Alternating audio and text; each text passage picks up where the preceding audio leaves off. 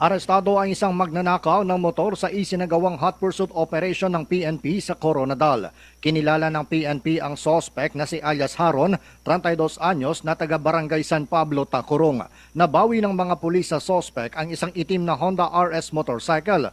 Ang nasabing motor ay pagmamay-ari ng kawani ng Provincial Social Welfare and Development Office. Ayon sa may-ari nitong si Stephanie Claire Camora, nadiskubre niyang wala na ang kanyang motorsiklo kinagabihan. Ito ay habang nakaparada sa tabi ng Capitol Compound. Rumesponde naman agad ang mga pulis matapos mapansin sa kanilang checkpoint sa Barangay Namnama, Coronadal ang pagdaan ng sospek papuntang Karatig Bayan ng Lutayan, Sultan Kudarat.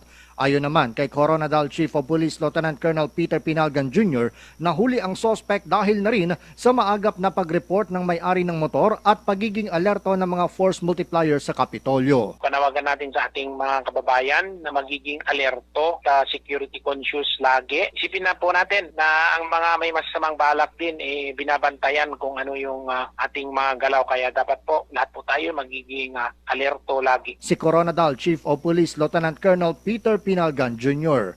John Shinosa, NDBC, Bida Balita.